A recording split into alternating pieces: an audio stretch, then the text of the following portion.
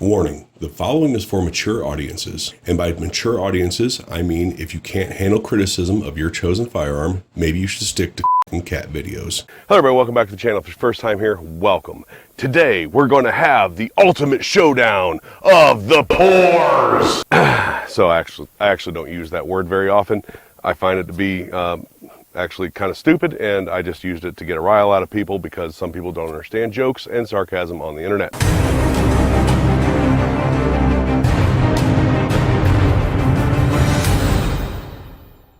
Today, we are going to be comparing the Bear Creek Arsenal BC-102 to the Palmetto State Dagger, both compact pistols. Who makes the better pour pistol? What do you think, Biff? Cotton, hey, I spoke with Dwight Goodman before today's match, and he told me that his team really wants to win this one. All right, so all joking aside, I say something negative about your chosen product, your chosen firearm, or your chosen company, it's because it's what I think. And I'm not here to entertain your copium. I'm not here to entertain comments from people that get super butthurt because both companies have some of the most toxic fan bases in the gun industry. I would say Palmetto State Armory more than Bear Creek Arsenal, but they both get super butthurt if you say anything negative about their chosen product. So there's going to be positives and negatives of both, and I don't want to fucking hear it. This is for people that are trying to make a decision because they are balling on a budget. Everything I'm going to say is objectively accurate for each pistol. And if I have something subjective that I'm going to say, I'm going to point it out as subjective to me. So get over yourselves, get over the choice of your chosen company. I should note that I would not choose either one of these pistols over an OE Glock. So there's that. So this is not going to be an overall reliability type review. I have about 300 rounds through this gun. It's not my gun. I borrowed it from a friend of mine. I've shot it on and off, and I did sort of a impressions review of it a while back that really got people's nuts twisted. Oh, dick twist! I said a lot of good things about it. I said a lot of bad things about it, and people just couldn't fucking handle it. The Bear Creek, this is my pistol. I have about 500 rounds on it, and so I'm not ready to give a overall reliability review of either one of these guns. They both run reliably to the point that I have them at this moment. So let's first talk about accuracy. I've had very good accuracy with both of these pistols. I have several Bear Creek Arsenal barrels, specifically the stainless barrels, which is what is in this one right now. I have 5 of them, I believe, at this point, and they've all run very well, and they've all been very accurate. This is the only Palmetto State Armory dagger, barrel, and dagger period that I have in my possession or have shot somewhat routinely, and it has been accurate enough with the iron sights. So this having a red dot on it right now gives it a little bit of an edge, but as far as overall accuracy, iron sights to iron sights, because I was shooting this to begin with just iron sights, they both shot plenty accurate for a pistol. Now, since these are both Glock clones, this being more of a Gen 4, Gen 3-4, this being a Gen 3 Glock clone, neither one of them fit Glock holsters. I just verified that with my Works M6 holster, and I put the TLR1 HL on both. Neither one of them will fit this. In both reviews, in the first shots review of the Bear Creek and the video I did on the Dagger, both people told me, there was people in the comment section of both saying that the Bear Creek and the Dagger are supposed to fit Glock holsters, or that they've at least had them fit Glock holsters. And I found that when those people told me what holster it was that they fit, they were oftentimes hybrid holsters and holsters that are not, let's just say, not made super well as far as like the precision of forming and stuff like that. So if you have a holster that is not made to a precision fit, they may fit your holster. So slides and everything kind of comes on and in the slide, right? So slide of, this is the SW4, I think it's called, Palmetto State Armory Dagger. It has some cool cuts in the top here, some cool window lightning cuts here and here. It has very usable slide serrations in the side, although the front ones aren't as deep as I would particularly care for them to be, but they are usable. I would just like to see them a little deeper. I said that in the original review. It has some nice, what I would call like jeweling edges, like beveled edges and stuff like that. Some cool little design cuts here. I do like the mouth cut, or I think PSA calls it like a gator mouth cut in the slide. I have an AIM surplus slide here. This is one of my main carry guns that also has that same sort of mouth cut, and I do like that aesthetic look.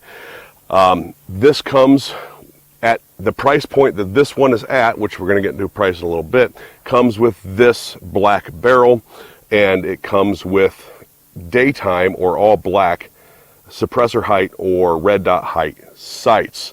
So it's a very aesthetically pleasing looking slide with lots of window cuts. Comes with suppressor height sights, nice mouth cut on it, and it is RMR cut. That's rad. Bear Creek Arsenal BC-102 has better front serrations, front and rear serrations. They're a little bit deeper.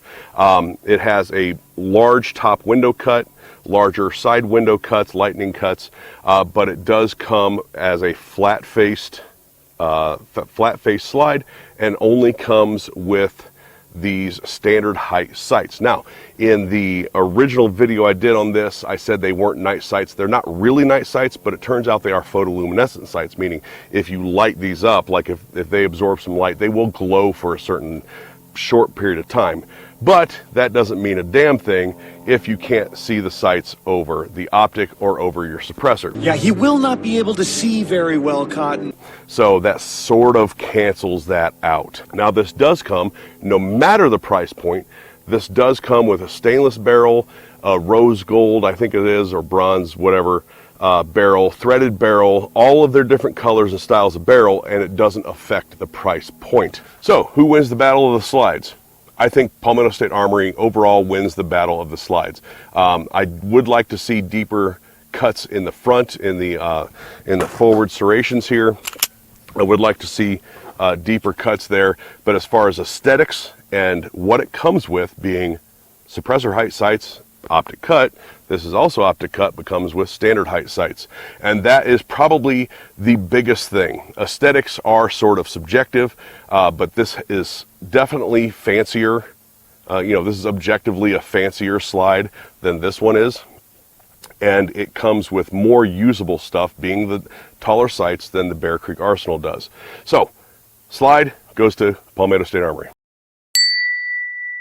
Now to the frame. Now in my sort of initial impressions review of this, there was a lot of negative things I had to say about the frame, some positive things.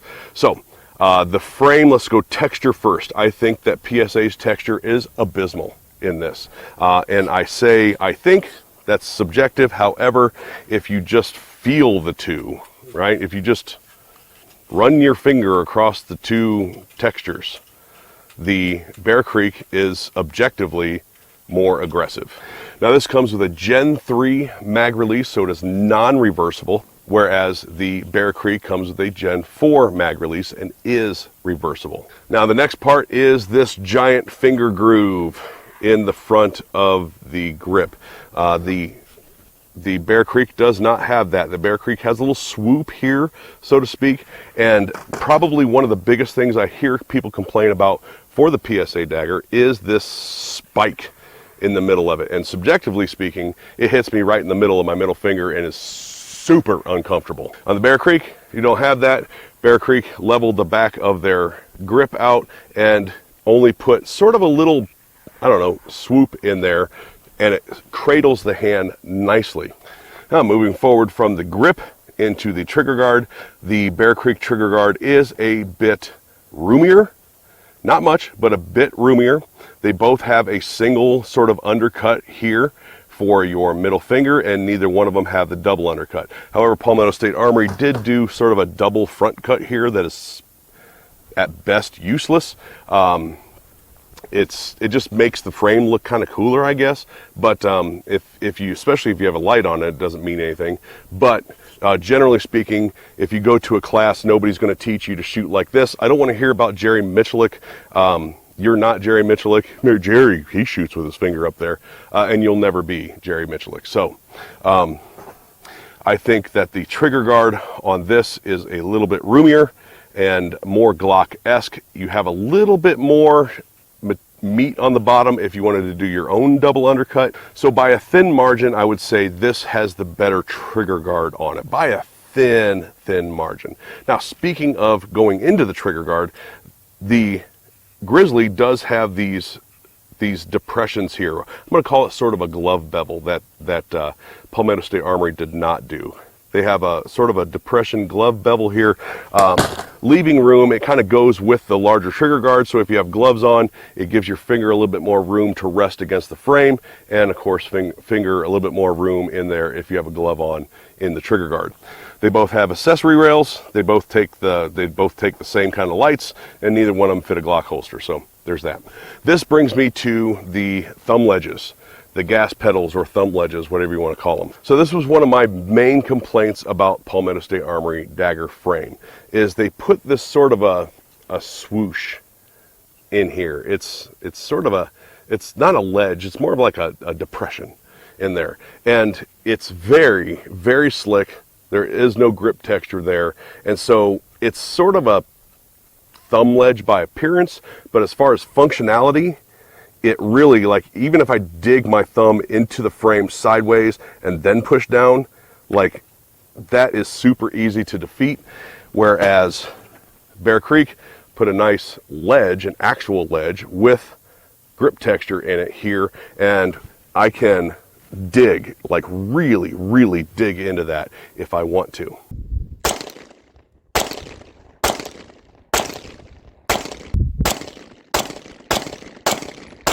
Now this leads us to the bottom of the frame where the mag gets inserted.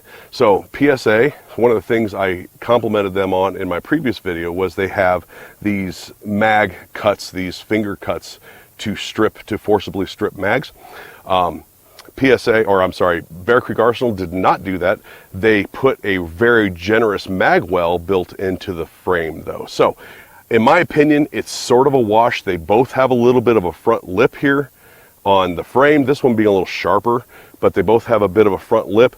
This one having a mag well, this one having mag stripping notches. It's gonna kind of be up to you on which one's more important to you, if either one is important to you. I think from a functionality point of view, personally, subjectively, I think the mag well is more important than the cutouts, mainly because if you flub a reload because of the lack of mag well or lack of training, that could be serious trouble. And I've never actually had much of a problem forcibly stripping mags without the cuts. Really, it's sort of a wash between the two ends here. But who wins the grip competition?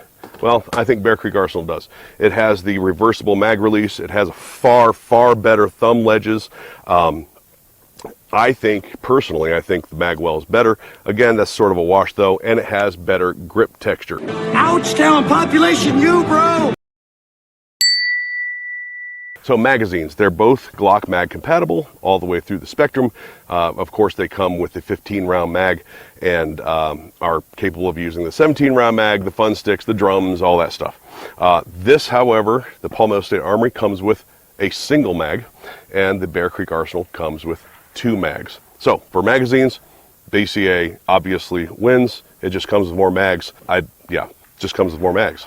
Looks like it's gonna be a 2-on-1, a menage a trois of paint. Usually you pay double for that kind of action, Kyle. So triggers. So triggers is a point of contention when it comes to the Dagger.